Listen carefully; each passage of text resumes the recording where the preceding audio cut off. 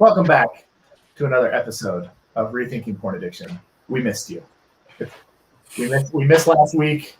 We're here again this week, and I'm genuinely excited about this week's conversation because what those of you who are listening or watching may not understand or have context for is that whenever the recording stops, the five of us still stay on the call, and oftentimes we have a prolonged, lengthy conversation about what we just talked about.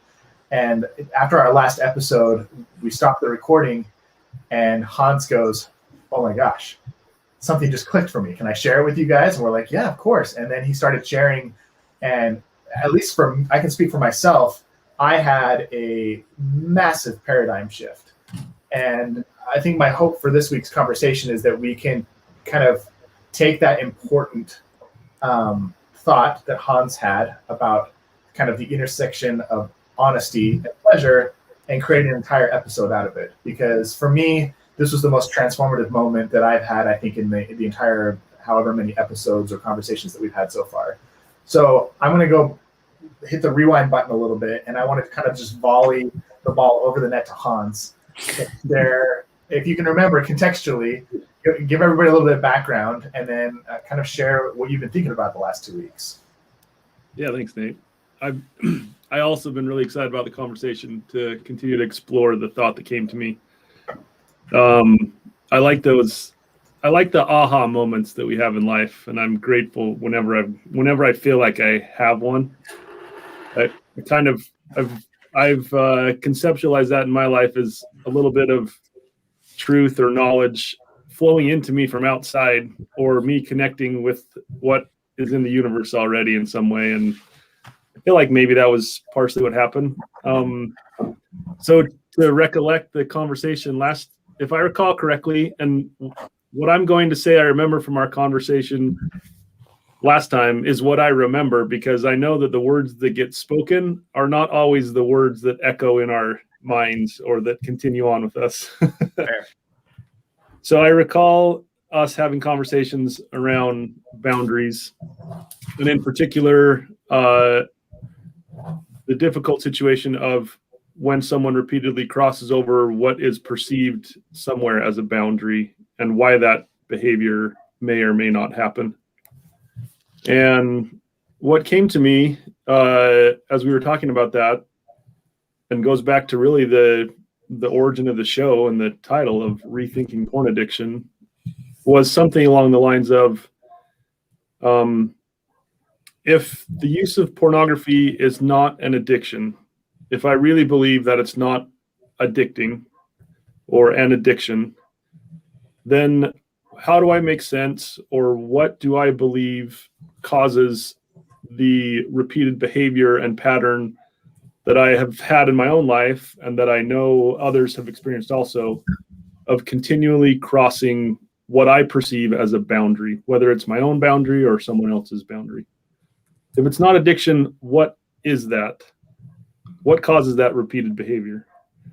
And what stood out to me from our conversation last time was we started talking about honesty and being able to be very honest with yourself.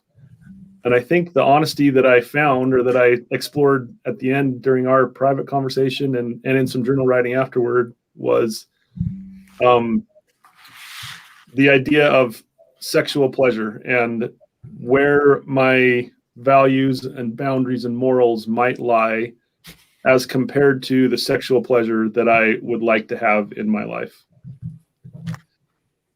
And now that I'm hearing myself talk, I don't know that I'm delivering the epiphany or the aha moment as clearly as I did. So help me out and reconstruct it with me, Nate, if you can say it more succinctly than that. But that's where my thought went. I think you did a beautiful job. I think so. Let me kind of play this out for maybe our listeners and liken it to their experience. Yeah. I think a lot of people are listening to this show right now because they or somebody that they know keeps turning to pornography, even though it's against their value system, and they feel like they can't stop. It feels like out of control. And it feels like because they keep going back to this thing that they hate themselves for, that there's no other word to explain it other than it's an addiction. And what I hear you saying is it's not necessarily an addiction to something like alcohol, like there's a physiological, biological connection between a substance and your desire for it. Whereas with pornography, maybe the reason somebody keeps coming back to porn over and over and over again is because they're actually getting something positive out of the experience. But there's no space to be honest that you are getting something positive out of the experience with yourself or with anybody else because of the intense amounts of shame and stigma around pornography. But if you could sit down and just be really honest with yourself without judgment, or honest with your partner without judgment about what you are getting out of pornography, maybe you could find a new treatment plan to get you what it is that you need without turning to the pornography. But the reason that people keep coming back to porn isn't because there's some like demonic spell put on pornography that gets people attached to it. It's actually more likely than not because they're getting something positive out of it. And the reason they keep going back is because they need that positive thing, whether it's help dealing with anxiety or depression or stress or loneliness, whether it's exploring a fantasy, whether it's indulging a secret erotic thought or urge that they have that they feel embarrassed or ashamed of, or that they just don't feel like it's appropriate for the relationship they're in. Like there's so many reasons that somebody could be turning to pornography to get a specific need met, or to get something out of it, that, and until you can admit that, you're going to keep coming back to get that need met. It's kind of like, how do I put this?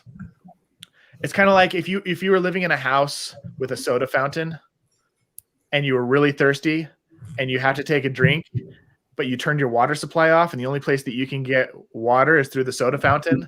You're like, I want to stop drinking soda. Well, it's like, well, you can't really stop drinking soda until you admit, like, what are you getting from the soda? Well, it's quenching your thirst. And can you get that need met anywhere else? Well, maybe if we turned on the water and turned off the soda fountain, maybe I could. That's maybe a terrible analogy, but like, I don't know. I'm probably going to get corrected for that analogy at this point, but I'm trying to. Nate, I really like your analogy because I think there's a couple of things both of you have modeled are essential when we enter the space of pleasure and being curious about it. That's the first thing. We have to be curious.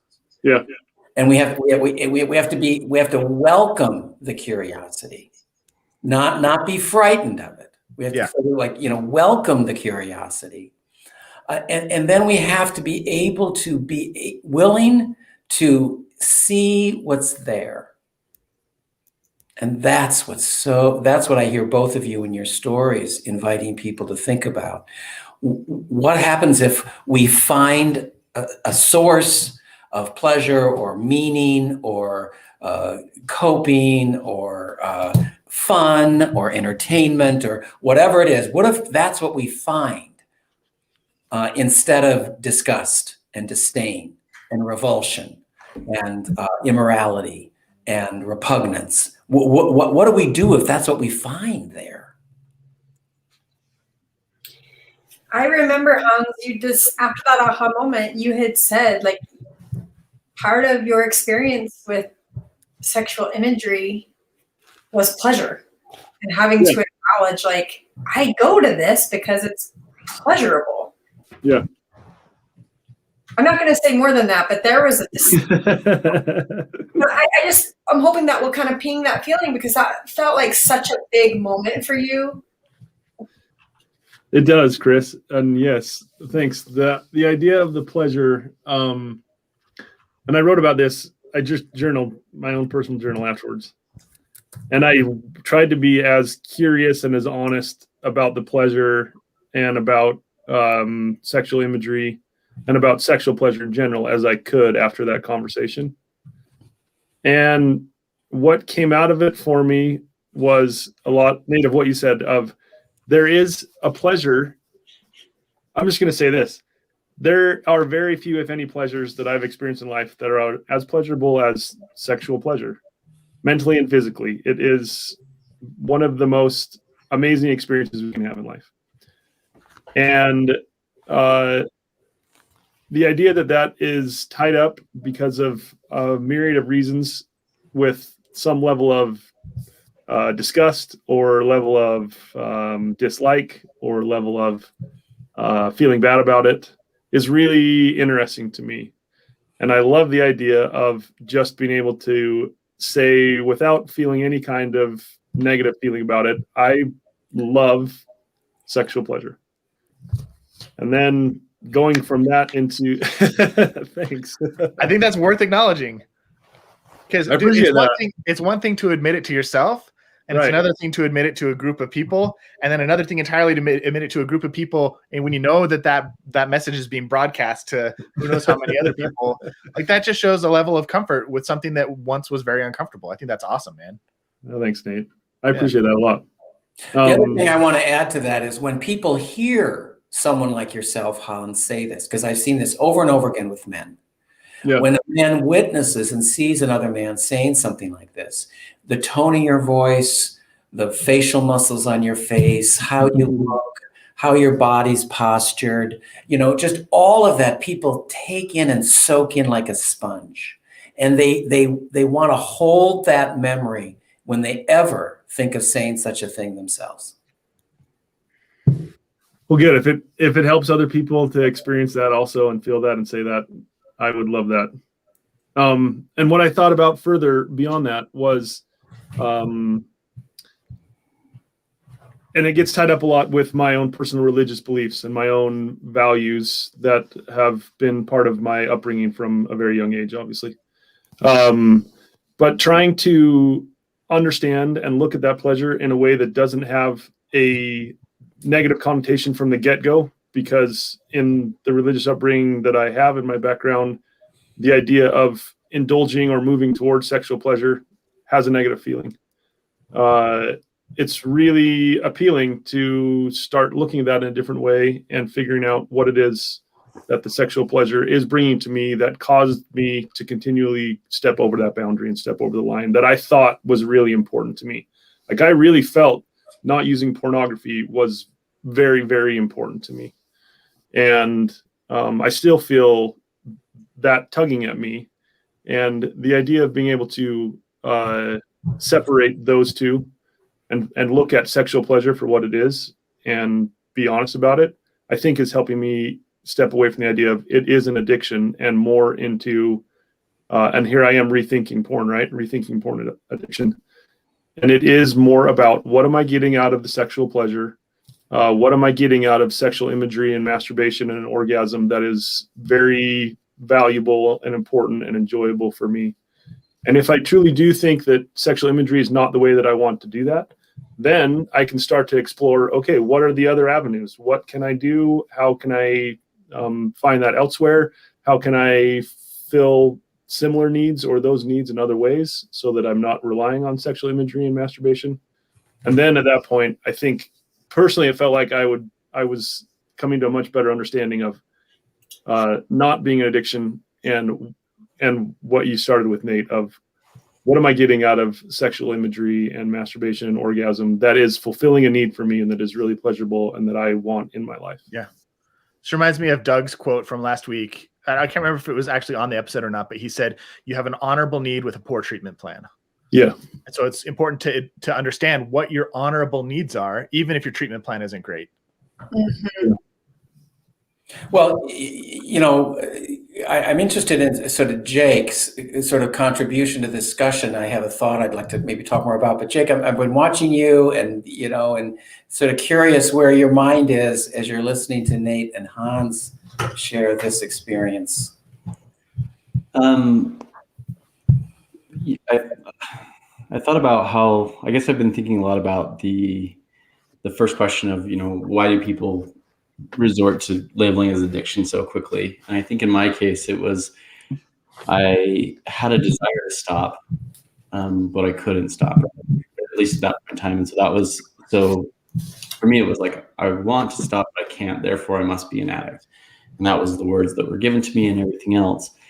And I think very few people are willing to go that next step, which is that integral part of honesty and ownership, and saying, I don't really want to stop. And then the next step after that for me was to then say, okay, it's not like I don't want to stop, because what I don't want to do is I don't want to hurt my partner anymore. Right? That's the reality of my situation. I didn't want to hurt my partner anymore. I didn't want to hurt anyone else. I didn't want to be dishonest. I didn't want to have all of these other things that are sort of correlated and lumped in to addiction. And so I think once you have that the honesty is very important, but also that ownership of being able to say, like, this feels good. Like, that's the reality of it. And then when you start to own this and you work through all of the initial complications and everything else, it's really sort of freeing, right? Because then, at least for me, and I've talked about this before, of once you get rid of all the sort of negative side effects of secrecy, because mostly this is usually done in secret, right? If a person is an addict, they're searching out a way to, or labeled as an addict, then they're usually searching out a way to do this in the shadows. At least that's what my experience was. And then once you get rid of that and you're out of the shadows and you're kind of in the light or doing what else, it can kind of become freeing, because you aren't beholden to that cycle of, I feel good, but then I immediately feel bad afterwards. And so I'm going to discount that good feeling that I had, or that pleasure that I had. And then I get twisted up even more inside. And now I've got to make up, lies or excuses or try to cover. And for me, I would always like act different and try to pretend I wasn't. So then there's like gaslighting going on or whatever else. And, I think it was really important, as these guys were talking, of just being able to own the fact of, like, this feels good. And I'm at a place where I'm at an impasse, because I've been told this isn't good for so long. And then suddenly I'm coming to terms with the fact that it does feel good. And so now what? And being willing to see sort of what's there. Jake, I so appreciate you sharing all that. And again, I just want to comment on the way you conveyed this, right? I mean, it was thoughtful. You didn't convey it in a sense of fear or worry about saying what you wanted to say. I mean, it's clear you've thought about this. This isn't just something you're thinking right now in front of us. And so this I just wanted to say that, because this is what it can look like if somebody takes the time to go through the process you've gone through. They can have these kind of thoughtful, contemplative conversations without having such emotional anxiety and tension around something that maybe at one time was very difficult to say. Very difficult to say. Mm-hmm. Yeah. So I wanted to say that only because men may think, unless it comes out this way the first time, something's wrong. No. I mean, you're looking at someone that's been working or figuring this out for years and years and years. And you're looking at a couple, quite frankly, when you look at the bottom portion of the screen, where it's not always easy. There's a lot of times where it felt hopeless or everything else. The frustration was very, very real, and I never want to minimize that for anyone. And I can also say, from my experience, and probably most I think would echo this, is once you get it figured out, so whatever that figured out looks like for you and your partner, it is so much better, because your relationship's just real and honest. And I think in my case in particular, I was holding on to a lot of stuff that I didn't need to hold on to anymore, right? And letting that go was so freeing. And so I think I focused a lot on sort of the binding nature of an addiction and how that bound me. And it was something I always struggled with. And then it was only sort of through this acceptance of kind of who I am and what I am, and that I felt this freedom, especially around this topic.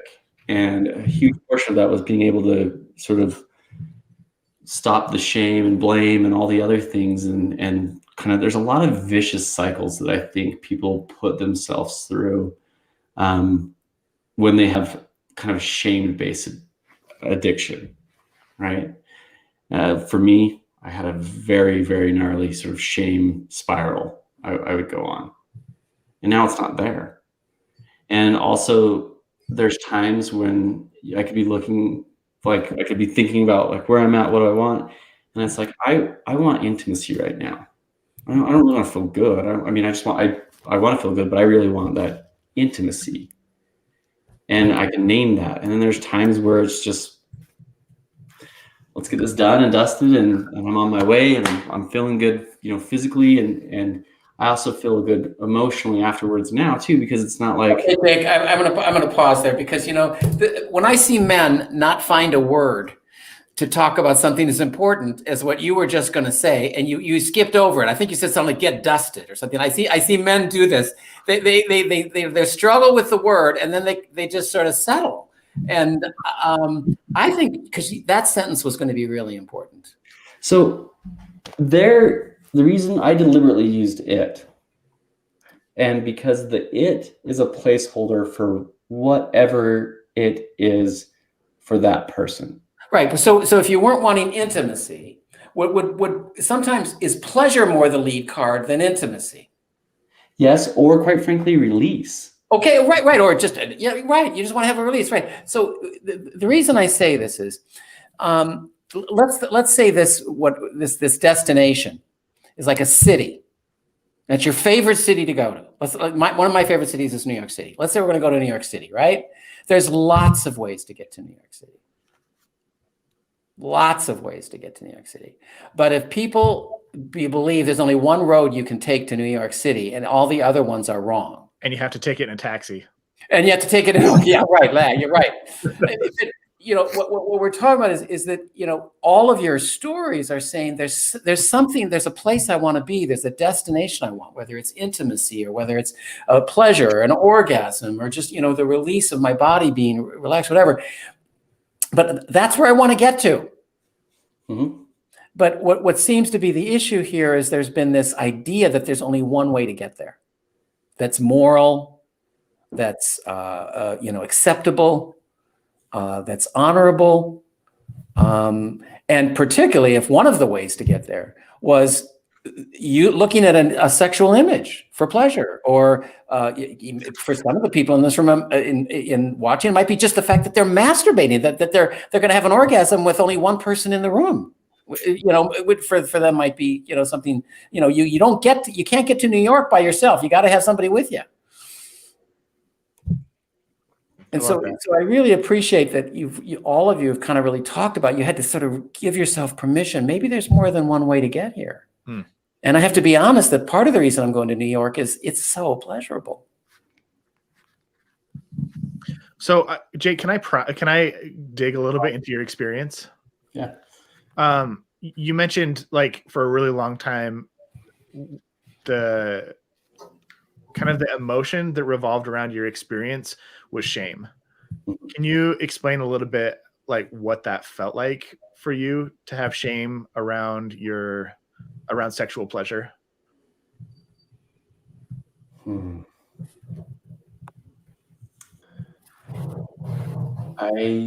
For me, it was weird because my body was giving me, or let me say, I was giving myself mixed messages, right? I was feeling good and feeling bad simultaneously or consecutively. And I was feeling that feeling consistently. And then I would have to go to different meetings or different places where I then would feel ostracized, right? So I go to church and I go to an elders core meeting and I would feel like I was the only one, or I was the only one struggling with it on the level I was struggling with it. And I constantly had this feeling of being less than, right? Like I should be able to not do this. I should be able to overcome or all the other thoughts that go through your mind. And then a feeling of defeat. What did it feel like in your body? Like, where did you feel it? So I feel shame in sort of, I feel shame in this particular area, really in my stomach. Right? That's that I feel it in my bowels, like at my core. And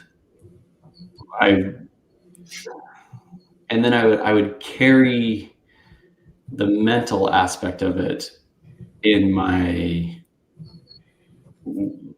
sort of my bearing. I became very heavy. I have said in the past that like once this came out and everything else, there was this like a relief. As terrified I was of Chris sort of finding out and having to face this and deal with this and talk about this, it was a huge relief because I no longer had to manage.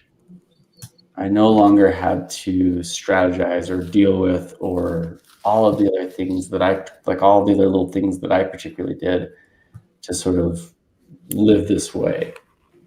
And then after that, I had to go kind of to the point where I'm fundamentally still who I am with this as part of my life, as opposed to going on this endless journey of trying to overcome it, not overcome it.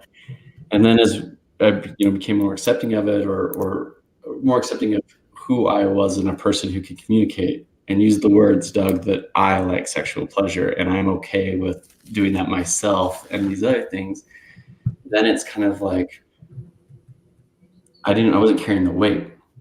I wasn't carrying the weight in my mental, persona, and I wasn't carrying the shame in my stomach, and I wasn't going to these meetings and feeling alone. Yeah. Feeling like you're an addict is helpless, and helpless is a very lonely feeling. It's one step away from nihilistic. Yeah. And that can be scary. Yeah. Your experience resonates a lot with me, Jake. And I want to contrast that by asking you one other question of, now that you can experience sexual pleasure without the shame, like what's the contrast? How is that for you to be able to experience pleasure, to pursue pleasure, and to not be ashamed about it?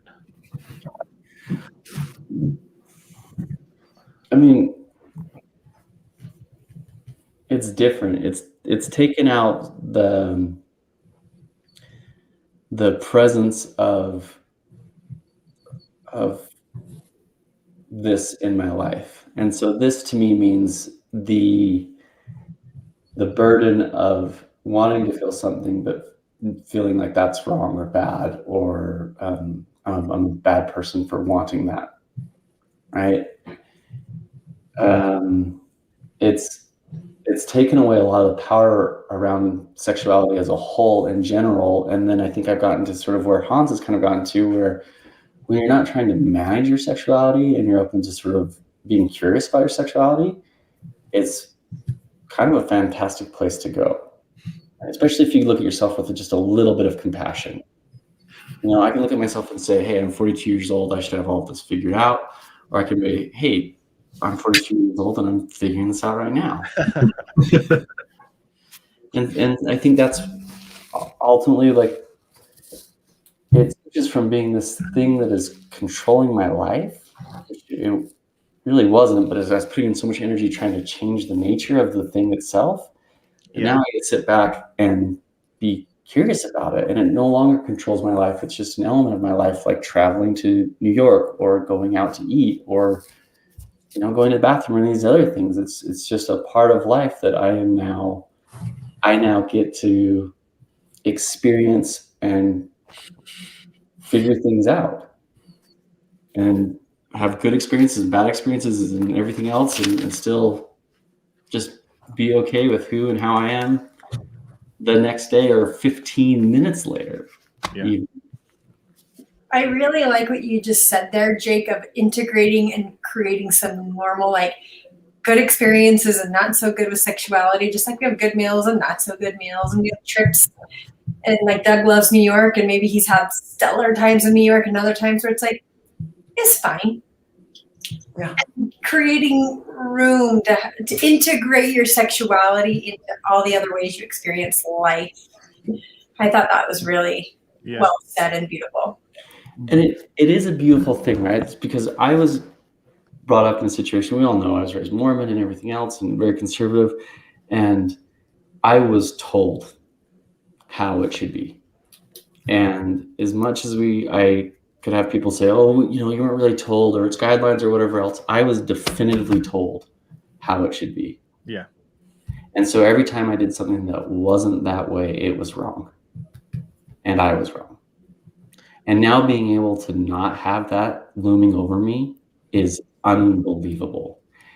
And I also realized the more I've been thinking about this and as I've been talking, as much as someone told me how that should be, it was on me. Ultimately, I accepted that and ran with it and never stopped to pause and say, is this part of my values, or is this part of who or how I want to be, or anything else? I just fought and fought against it and fought against myself and fought with Kristen, and because I didn't take time to figure it out on my own for me. That brings us back to that sexual garden episode that we did a couple weeks ago, taking responsibility.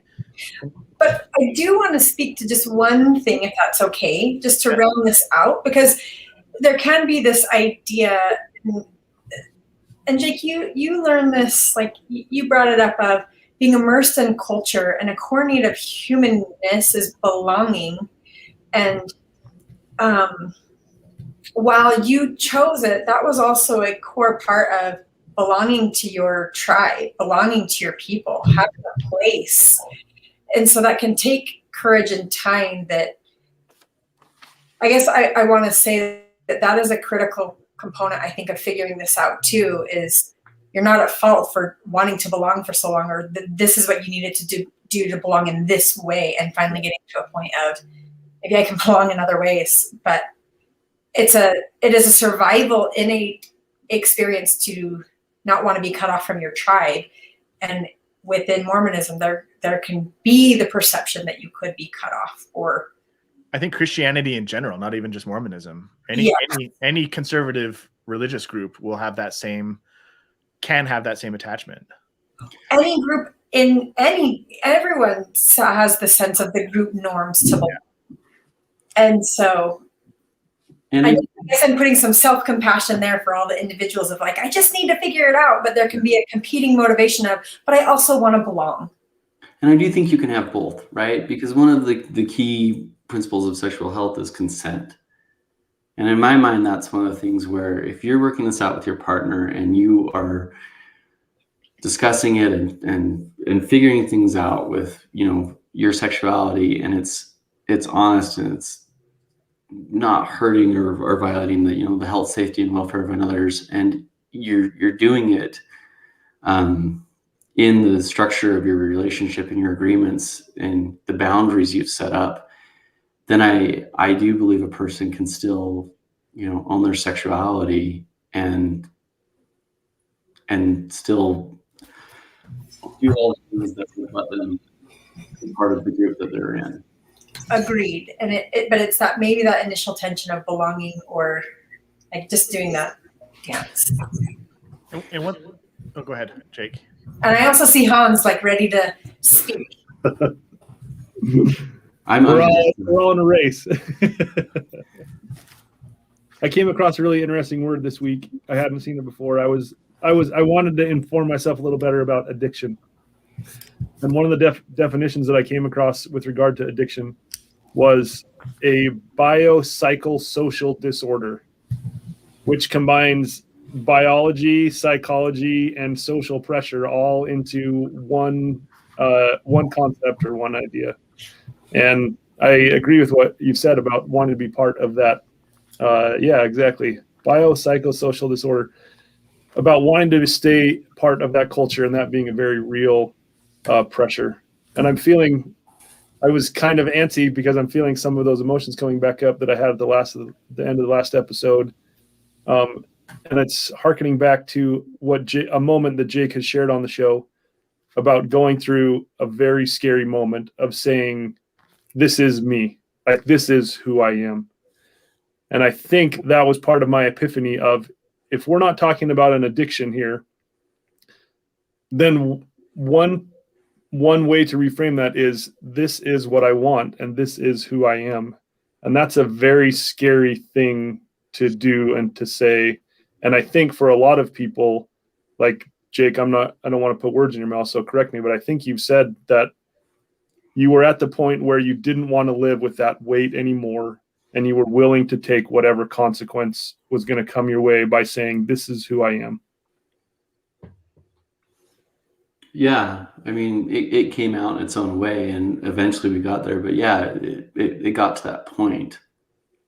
And you know, I go back to I think the hardest thing about labeling sexuality as an addiction, or masturbation as addiction, or looking at pornography or sexual imagery as an addiction, is the goal is always to stop.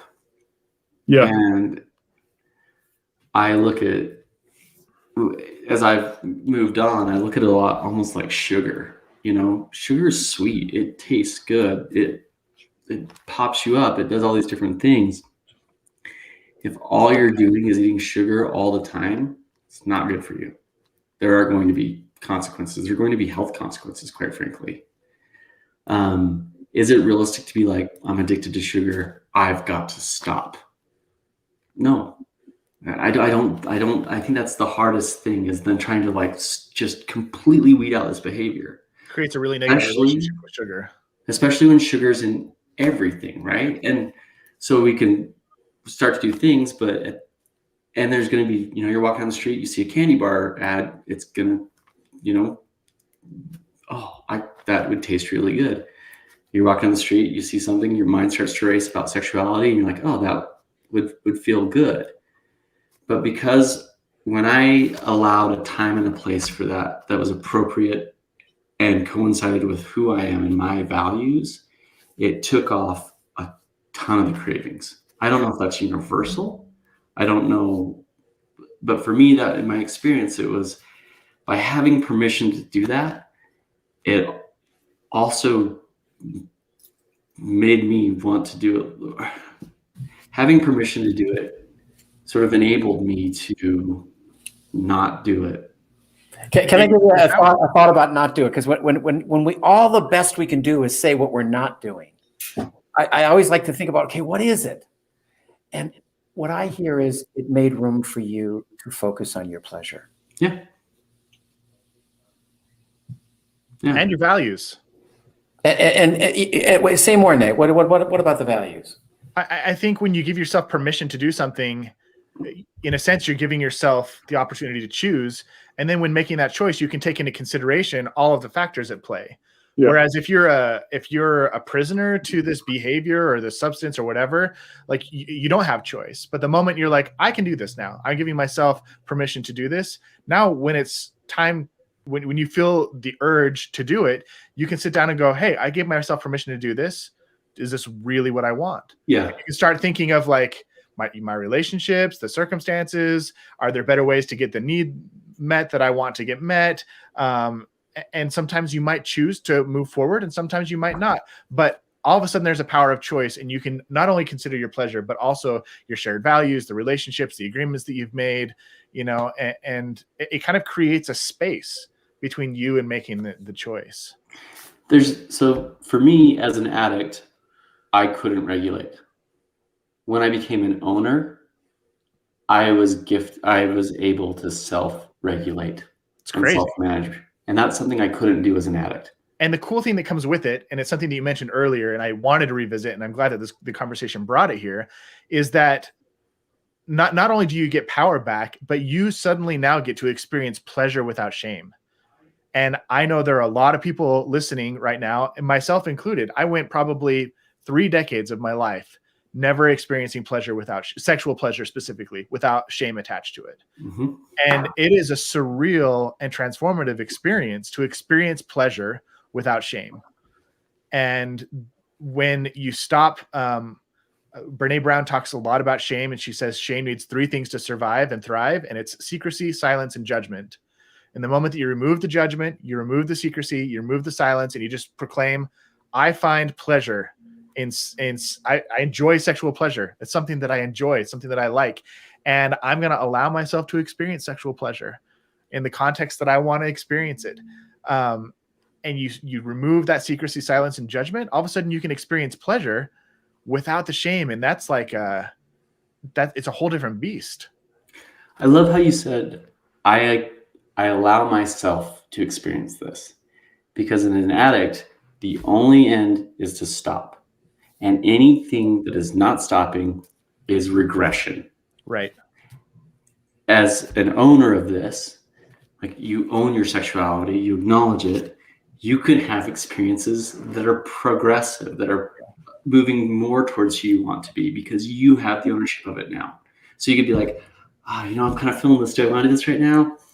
No, I don't. I'm going to go like do whatever. And then you're walking away and you might not even realize it. And later on you're like, whoa, like I didn't do it right then. I didn't run off to the bathroom and da-da-da-da-da. And so I think that's a huge part to think of as there's, guys out there listening to this that are kind of doing this over, of having the ability to regulate yourself is one of the best sort of silent benefits to owning this. I just want to reflect something for people that are going to listen to this on the podcast, because Nate, when you said, I'm going to experience sexual pleasure, I don't think you even noticed that you got kind of a playful head bob and a playfulness of it. It wasn't attitudey, but it was like, I'm going to, like, there was this thing in your voice. And Jake, like the body and like the way that you are all speaking about this, is to watch it, like you visibly wear it, that you're showing it in your bodies. And I'm really curious, Jake, when you say I'm curious about your experience as being an addict. Is that because you and your not helplessness, you didn't say helplessness, but it shifted for you. You said you couldn't, what was the word? I'm sorry, help me out. He said he couldn't regulate. He couldn't regulate as an addict. And once you were an owner, it changed. I am so curious. Is it because there was only one way, it was just stopping? Like, what was that for you? Yeah. Anything that was not stopping, that was not complete and total abstinence, was a failure. Okay. And I was right back to step one. If I had gone months without using sexual imagery and then all of a sudden I used it again, I am right back to the beginning. Okay, I have a question, because I think this is an important moment for this specific episode, especially. Kristen, how did your experience change when Jake shifted from the addict who was out of control and couldn't regulate to the owner? I'll add the sentence because of our show, owning your sexual health. I'll just sort of throw that sentence out. Thank you, Doug. It shifted everything, because I think we've shared that there was a distinct moment when Jake was still like into that space of looking at sexual imagery and then needing to confess. And finally, I can visually remember, and I was reading this one book and I looked at Jake and I said, okay, and we're going to group and we're doing all the things. And I was like, I don't think this is an addiction. So what is it? And once we had this conversation and we stopped the groups, and the trajectory changed entirely. I don't even think we knew what we were doing, but I suddenly felt like I was in the boat with Jake and we were paddling together, instead of me being on the island watching him in the boat being like, your boat's filling up with water, if you can get that out. I felt like I was in the boat. And I don't know if that expresses how it felt, but it just changed everything. And now I'm in with Jake, feeling like, what do we want for our sexual relationship? What do we want? And what does that look like? And what do I need to feel safe so that I can feel pleasure? And what does this mean now? And how does this intersect with our values and our beliefs? And it wasn't a magic fix, but it really changed the kinds of conversations we were having and the questions we were asking. And it put us on the same team. What were I just wrote down two words. It sounds like you became curiosity companions instead of combatants. Yeah. He became my companion. Yes, in curiosity. Yeah. But the curiosity was the boat Jake was in. Yep. You had to go to his boat. I did, and it was actually, Doug, it was terrifying to leave what I thought was the security of the island. Certainty Island. We'll call it Certainty Island. And Jake was out on pleasure boat. Yes, that's right. I don't know. But it was really scary. He was on a pleasure cruise. Had to make room for me in the. We could get into the real weeds here with this metaphor, but he needed to make room for me. Not make room for me, but he didn't stay out way far at sea. He started to paddle toward me, and then I had to get in the boat. So I want to make that clear that Jake also had to come toward me, but we did have to make that decision. And it took time. Yeah. I mean, this wasn't like a one conversation and things are clear, right? Like that. And so a couple things to add. So it took time, took many conversations, took many tears, and it also took a lot of embraces afterwards. And that's important to understand. Slow that down, Jay, because I think this is the part couples really, really struggle with. What's it like to embrace afterwards? How did you know to do that? Tell us about that, because at least in my experience, that's one of the most difficult choices for a couple to make after, having difficult conversations. To me, I think knowing you've hurt someone or knowing that you're going to talk about something difficult, and then, like in this case in particular, like going to your partner and being like, this is something that, and I don't want to put words in your mouth, but you have your conversation afterwards and you have the tears and the frustration and everything, and then you have that embrace. It is one of the purest forms of intimacy for me. Because what it is I've laid myself bare before you and given you the opportunity to choose me, to truly choose me. And that hug is just a step in the direction, is just a confirmation on some level that Chris did choose me, that it was a true love, that I love you for all you are. And we've spoken about this previously, but that is what I wanted from day one. I wanted someone who loved me for who and how I was, and I couldn't do that until I figured this out. And so the first part of our marriage, I hid it, because there's listeners out there that are probably going, oh, he's lucky he's got a sex therapist as a wife. And the truth was, like, when we were first married, that was one of the things that was a divorceable offense. Very, very much so. And to have her be willing to hear and accept and to ultimately choose me for who and how I was, and as I was figuring out myself, it's pure, and it's something where instead of having shame and feeling less than, I got confidence over. Yeah. Right, and it's everything that I wanted. I just had to pay the price to get it. Yeah. I really appreciate you sharing that, Jay, because I think you've put words to something I also find so compelling, is to be really known and have your partner, let it be known they love you. And you need to let them know who you are erotically and sexually. To really feel the kind of safety and connection that you're describing, and that the withholding of those parts of oneself in a couple, of those vulnerable sexual parts of oneself, will interfere with feeling truly loved. Mm-hmm. I believe this. So I really appreciate you, walking us through that experience for you. I didn't know what you were going to say, but what you said really really resonates with what I've heard other men tell me. Doug, what you just said clarified something that I've been thinking about for the past few minutes, and that is recognizing that the addiction model or idea is a container that has potentially value for some, or is a place that some can learn to operate.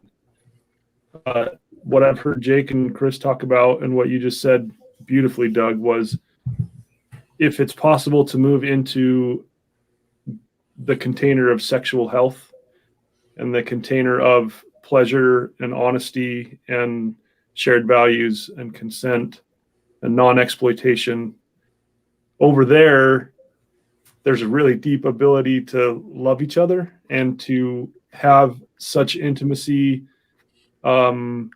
such deep intimacy because of the vulnerable nature of this topic that I don't know you could find in the addiction model or container.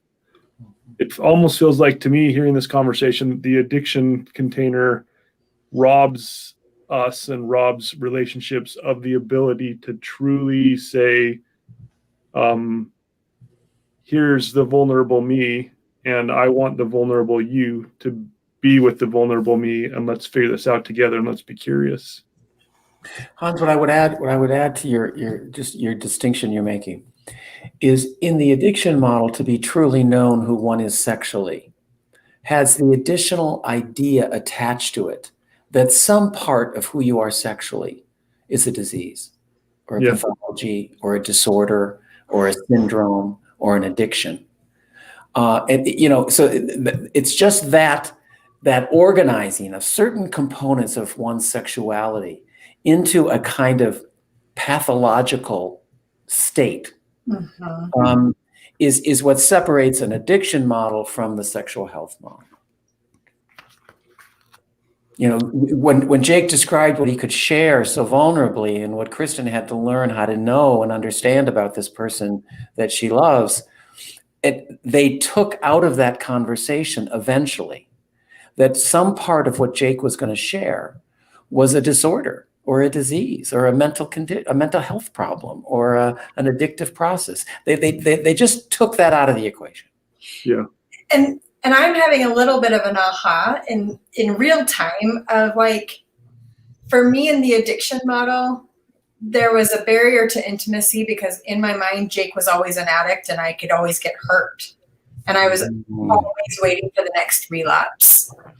And I didn't feel safe in that, even though it was explained of, like, that's an addiction, but I was having conflict of, well, can't you, like, plan a relapse then? Like, can't you just go figure out what you want to do in the name of relapse? This doesn't feel good and I don't know what to do with that. But it was a barrier for me to be truly intimate with Jake because I didn't feel safe to lean vulnerably into experiencing pleasure. And once we moved over toward sexual health, my safety increased because I was dealing with shared values that he and I were naming in agreements that he was not being given, but that I truly trusted that what he was saying, he was going to uphold. And it was far more vulnerable, but I actually felt safer because I wasn't waiting for the next disclosure in the name of, like, I can't help it. And I hated being in I can literally do nothing because he can't help it. And I have to accept that. And that's indefinite. There's no timeline for that. It was there. Not only no timeline, it's forever. It was, you are an addict. And once an addict, always an addict. I didn't want to, who wants to just be waiting for the next thing? And you're like, I didn't. And I think that was why I wanted to get to the root of it with Jake. So, like, what is this? Because I can't tolerate, like, I can't live like this. Okay, Chris, I want to ask you an odd question. Okay. What hurt were you willing to live with in this new place? What hurt was I willing to live with?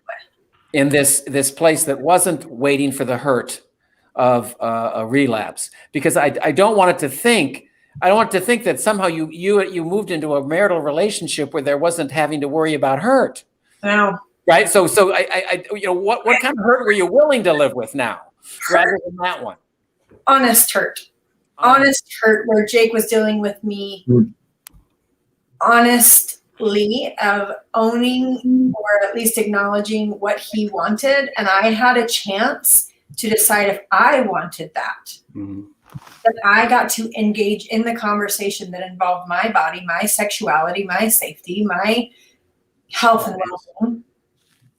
I was willing to deal with the hurt that could come from that place of honesty instead of the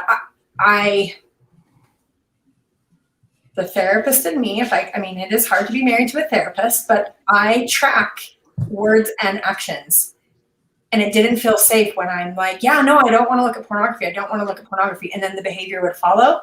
And it wasn't for a minute, the addiction satisfied that explanation. And then it didn't. And I was like, I am tracking that you're saying one thing and doing another. Reconcile that. Like, I say that coldly, but that's how I felt. Like, got to figure this out here.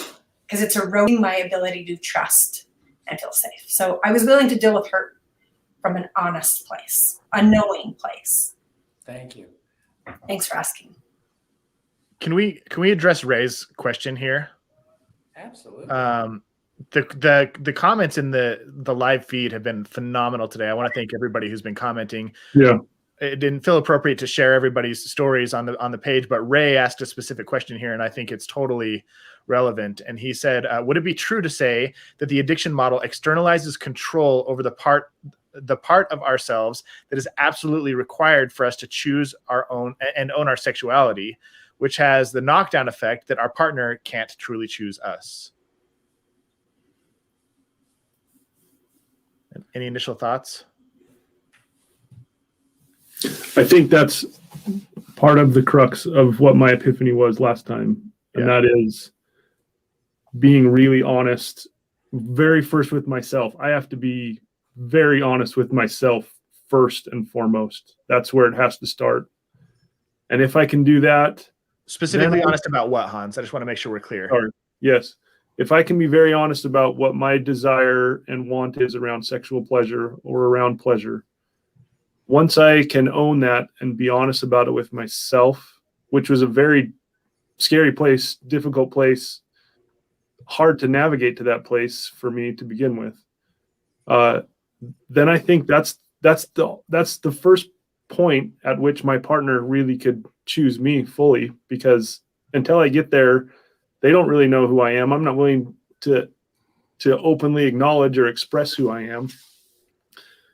I say, Hans, you also didn't know who you were. Yeah. I also didn't know who I was. And holding on to that identity of addict, you never have to even get curious about that, let alone confront who you are. You can just say, oh, this is something I'm experiencing and it's because I'm an addict. And then you never have to confront who you are as a sexual person. Agreed. And I feel like I do need to say something about the cis woman in the room. I need to say, like, it's a lot of like women choosing their husbands, yes, but I needed Jake to choose me in as much that he would be willing to be vulnerable to have a conversation with me. I never felt like Jake was, as we progressed and I understood, I didn't feel like Jake is choosing porn over me. It's he continues to not choose me by leaving me out of the discussion and unilaterally making decisions that involve me. So I needed to also to be chosen in that regard of, you will become bigger than my vulnerability. Like I will choose you rather than avoid this place that's so scary to show up in. Does that make sense? Yeah. It makes a lot of sense. This sentence, Kristen, you're bigger than my vulnerability. Yeah. And I needed to know that like, no matter how hard it was for Jake, that he would choose me in that, in our relationship. So yeah. Fun conversation, everybody. And I think, once again, to echo Ray, he said, mad respect for Jake and Kristen for your courage and vulnerability and sharing about this openly and inviting us to kind of experience part of your journey. I echo that sentiment. I know you guys, the two of you were kind of center stage today, and I think your willingness to show up and share your story and your perspectives helped at least me, and probably obviously those who were listening, to experience a lot more clarity and understanding of their own personal journeys. So thank you for being kind of the proxy for us to understand a little bit more about ourselves today. Nate, I just want to add thing, because there's been so many programs we've done now. People may not remember this or reviewed that shows. Yeah.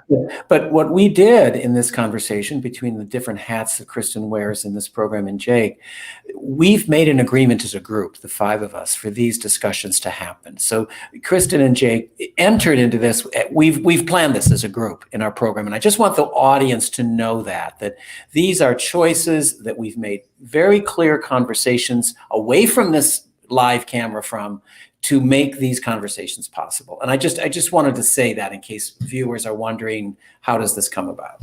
Yeah. There's a lot of conversation that goes on when the conversation stops. So thank you all for tuning in. We'll be back again very soon with another conversation about sexual health and how we can deal with these problems, particularly the problem of the unwanted use of sexual imagery. And you can learn more about our show if you just go to rethinkingpornaddiction.com. And we hope to see you again very, very soon.